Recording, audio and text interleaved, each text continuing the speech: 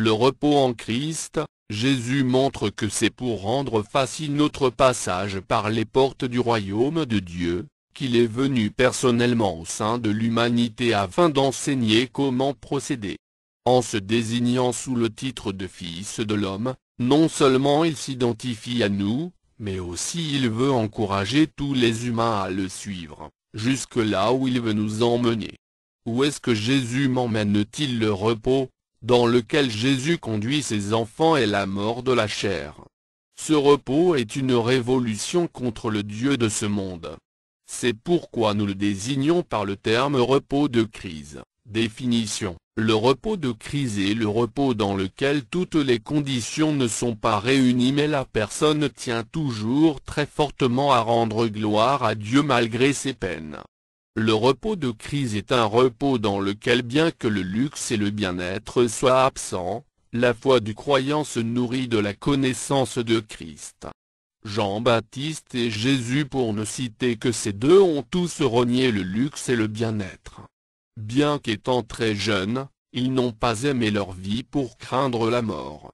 Apocalypse 12 2.11b. Les hommes de Dieu comme David et Salomon ont eu à jouir de beaucoup de choses bonnes de ce monde comme les femmes, l'or, l'argent, la puissance, etc.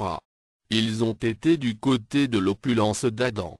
Mais nous remarquons que la plus grande partie des hommes et des femmes de Dieu de la Bible ont été dans l'extrémisme. Bien qu'ayant les moyens de se faire ce repos édénique, certains préférèrent vivre dans la misère, d'autres dans la maladie, d'autres encore dans la torture sans renier Dieu ni péché. Hébreux 11 versets 35 à 39. Moïse a refusé d'être appelé fils de la fille de Pharaon et préféra l'opprobre de Christ. Hébreux 11 versets 24 à 26. Moïse cherchait à gagner Christ dans sa vie.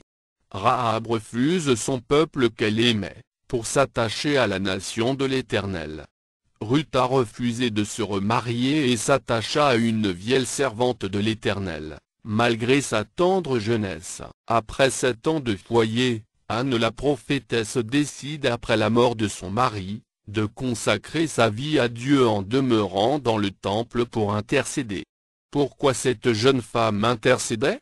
Nous savons qu'après plus de 50 années d'intercession ardue, elle fut exaucée. Elle a vu Jésus, la croix, unique message de la Bible. Comme nous le voyons, depuis l'Ancien Testament, la mort de Jésus, ou l'œuvre de Dieu, est l'unique message de la Bible. Il fut exprimé sous 4 formes principales dans la Bible. Ces formes sont les 7 fêtes juives, la structure du temple de Jérusalem, le jour du sabbat, et la croix proprement dite. 1. Les 7 fêtes juives, de l'Ancien Testament. Le repos en Dieu, fut exprimé dans l'Ancien Testament sous forme de fêtes. Les 7 fêtes de Lévitique 23. Observons ce schéma qui les représente.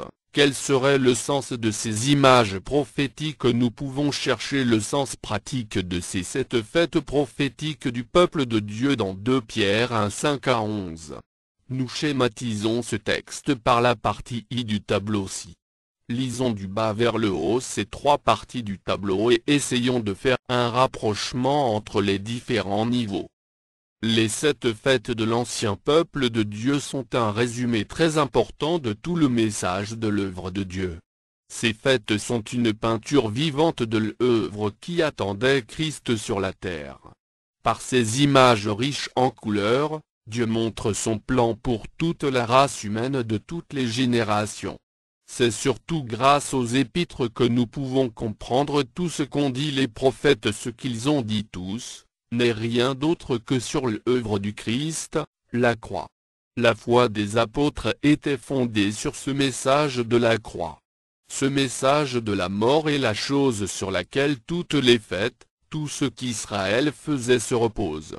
Le point culminant de tout était, comme nous l'avons dit, la fête de l'agneau. C'est cette fête qui est la clé de toutes les autres activités tant physiques que spirituelles en Israël. Or cette fête de Pâques est la fête des sacrifices d'agneaux. L'agneau de Pâques est le type de la mort de Christ sur la croix. Le pivot de l'œuvre de Dieu est l'œuvre de la croix, L'acteur principal de l'œuvre de Dieu est celui qui s'est fait agneau de Dieu. Le but de l'œuvre de la croix est le salut de l'humanité. De la structure du temple de Dieu, comme type du repos de Dieu. Le repos en Dieu a été exprimé dans l'Ancien Testament sous la forme de la structure du temple où Dieu faisait résider son nom. Le temple de Dieu avait trois parties les plus importantes: la cour, le lieu saint et le lieu très saint. Seul le souverain entrait dans le lieu très saint une fois par an. Le livre d'Hébreux dit que Dieu montrait par là que le chemin pour s'approcher de Dieu n'était pas encore ouvert. Hébreux 9, 7 à 8. La forme du temple de Dieu avait un sens. Le message prophétique qui était dans la forme du temple de Dieu décrivait la marche progressive de l'œuvre de la croix. L'œuvre de Dieu est de conduire graduellement le monde entier vers le vrai message de Dieu. C'est dans notre ère, qui est l'ère du Christ, que les fils d'Adam vont pouvoir entrer dans le vrai repos avec Dieu. Ce vrai repos, on ne le trouve que dans le lieu très saint qui n'est rien d'autre que l'œuvre de la croix en nous, dans notre cœur. 3. Le repos sous le type du repos sabbatique. Finalement, le repos de Dieu fut exprimé dans les Saintes Écritures sous la forme d'un jour de repos, qui est le 7e jour de la semaine de la création du monde. Ce jour prophétique appelé jour du sabbat était un message. Dans le culte traditionnel des Juifs, il y avait aussi des semaines de repos et des années de repos. Exode 23 dit Lévitique 25, 1 à 7 Deutéronome 15 1 à 15. Tout cela le peuple intermédiaire, Israël, l'avait fait sans vraiment comprendre. Le sens du sabbat est lié premièrement au jour du repos que nous avons perdu en Adam dans le jardin d'Éden et deuxièmement, à la promesse de Dieu pour nous sauver en Christ. Genèse 3 15 19 Matthieu 11 28 à 30. La situation actuelle du monde fait que tout le monde se bat nuit et jour en courant à gauche et à droite sans trouver le repos. Chacun revient de son service abattu. Pourquoi les humains courent-ils sans cesse? Chacun cherche le manger, le boire, la santé. Chacun lutte contre les difficultés de la vie afin que, si possible, de se procurer du repos sous ses cieux. Malheureusement, plusieurs personnes ne savent pas que Dieu a juré qu'il n'y a pas de paix pour le méchant, c'est-à-dire, celui qui est sous la colère de Dieu, sans le pardon de Dieu dans sa vie. Celui qui ignore l'œuvre de la croix, l'œuvre que Dieu lui-même est venu accomplir. La Bible le désigne sous le titre de méchant et Dieu jure qu'il n'y a pas de paix pour le méchant, Ésaïe 48, 22. Celui qui ne connaît pas le chemin du salut, comment pourrait-il fuir le danger et le repos sous ce ciel? Où se trouve-t-il? Dans Hébreux 4, 6 à 11 nous lisons: puisqu'il est encore réservé à quelques-uns d'y entrer, et que ceux à qui d'abord la promesse a été faite n'y sont pas entrés à cause de leur désobéissance. Dieu fixe de nouveau un jour, aujourd'hui, en disant dans David si longtemps après, comme il est dit plus haut: aujourd'hui, si vous entendez sa voix, n'endurcissez pas vos cœurs. Car, si Josué leur eût donné le repos, ils ne parleraient pas après cela d'un autre jour. Il y a donc un repos de sabbat réservé au peuple de Dieu. Car celui qui entre dans le repos de Dieu se repose de ses œuvres, comme Dieu s'est reposé des siennes. Efforçons-nous donc d'entrer dans ce repos, afin que personne ne tombe en donnant le même exemple de désobéissance. Le mot efforçons-nous montre qu'il n'est pas aisé d'entrer dans le royaume de Dieu qui est notre lieu de repos. Qu'est-ce qui se trouve sur le chemin de ce royaume de Dieu et qui rend l'accès si difficile? Il y a la grâce de Dieu, mais la Bible ajoute qu'il doit avoir des efforts volontaires. Jean 17, 3 dit que la vie éternelle c'est la connaissance de Dieu et de qui Jésus est. Or dans Jean 17, 17 on nous apprend que Dieu nous sanctifie par la vérité qui est sa parole. Comment, me diriez-vous, pour que le 7e jour soit saint? Il a fallu que Dieu s'introduise dans la vie de l'homme qui est établi comme gérant de l'univers. La Bible dit dans Apocalypse 3, vain que Dieu est à la porte de chaque cœur et cherche à y entrer. Quand la parole de Dieu est acceptée dans votre cœur, elle fait deux choses. Premièrement, elle devient le moteur de votre vie en détrônant Satan. Deuxièmement, elle étouffe ou enlève les mauvais désirs et devient le fournisseur de données intellectuelles quand on pense.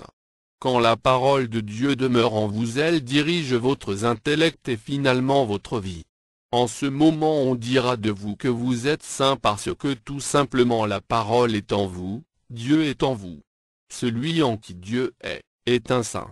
4. La croix comme repos dans la nouvelle alliance. Pour avoir le repos de la nouvelle alliance, il faut d'abord avoir la paix avec l'autorité spirituelle. Hébreux 12, 14.